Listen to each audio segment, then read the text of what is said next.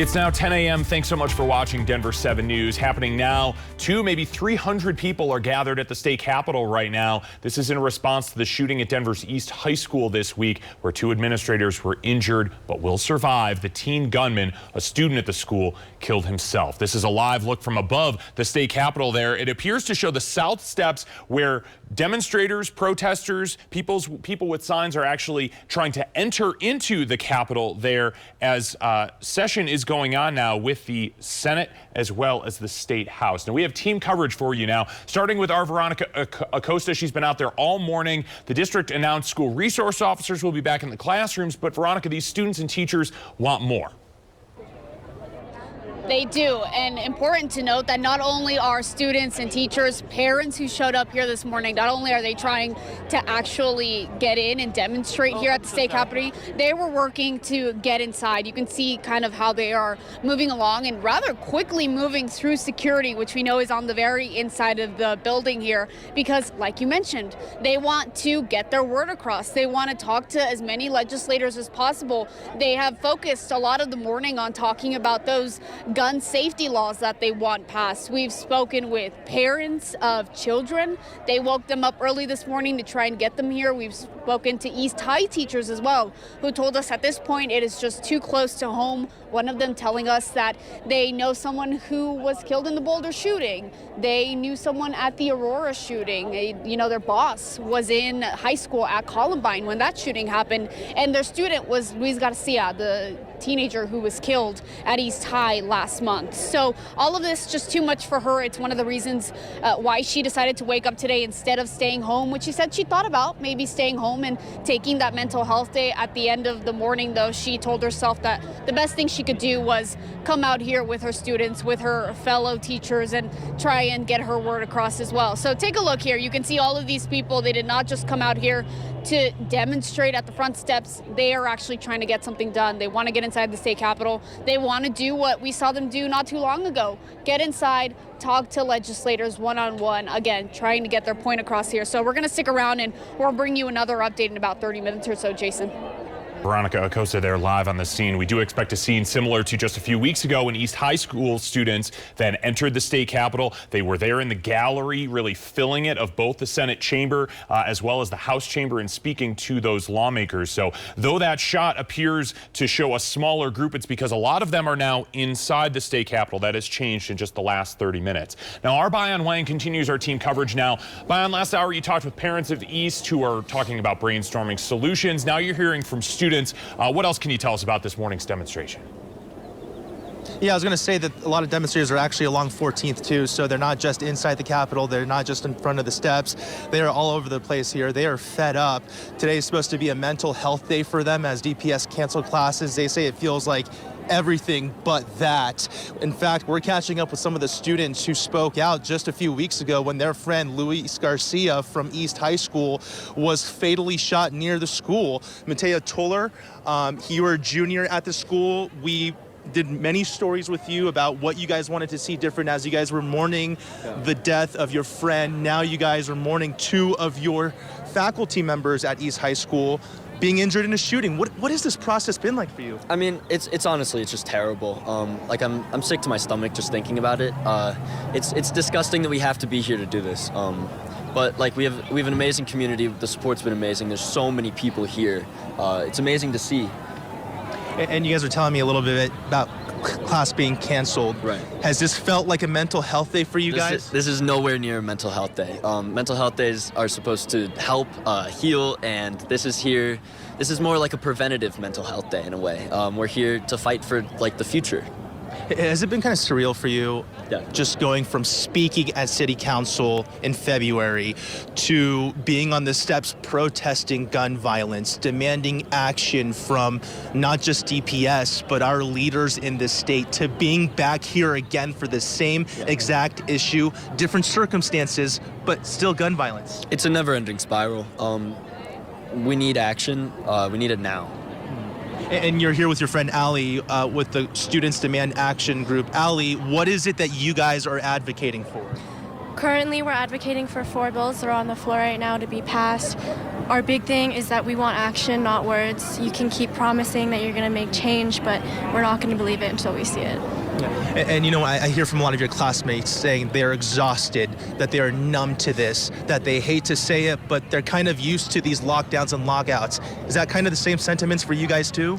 Yeah, we're so desensitized. We get that text that there's something going on at school, and we're like, oh, it's another Tuesday, you know? And then we see those pictures come out on social media, and it's our deans on stretchers getting rolled out of school, and it's heartbreaking, you know?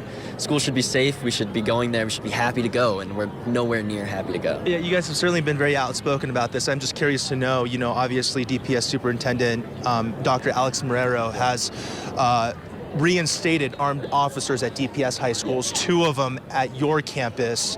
How does that make you feel? Do you feel like there's a little bit of a sense of safety restored, or does it have to go further than that? This feels like a response that's just thrown at this. This feels like something that he's doing just to say he's doing something. He's treating this from a very political sense when it really needs to be about human health and life. And it's feeling very manipulative. Well, we appreciate your time. Thank you, Mateo and Ali. So there you guys hear it. These students are incredibly fed up. This doesn't feel like a day off for them when they have to come here and protest for many different things. Protest against gun violence. They just want to feel safe in the classroom where they're supposed to be learning. Jason. Our Bayan Wang there, powerful quote there. It's disgusting that we have to be here to do this, from an East High School student. Thank you, Bayan. Now, in a news conference yesterday, DPS Superintendent Alex Marrero said any student death is tragic and that he had met with the shooter's family. We all, as educators, came into this profession to support, help students thrive, and most importantly, provide them an opportunity to succeed. I can acknowledge that we failed Austin as a district. Now, the lack of mental health support for students is something we've been talking about for years, especially since the pandemic. Some viewers have been asking if a student like Lyle might have been better off in some type of program. Well, now state lawmakers are planning to provide more support to kids with severe behavioral issues. Denver 7's Nicole Brady got an advanced copy of a bill that will be introduced Monday. It would boost funding for so-called facility schools, which are schools for kids in treatment programs. Because we're no longer doing facility schooling in these large institutions, they're now taking place in smaller organizations and some smaller settings.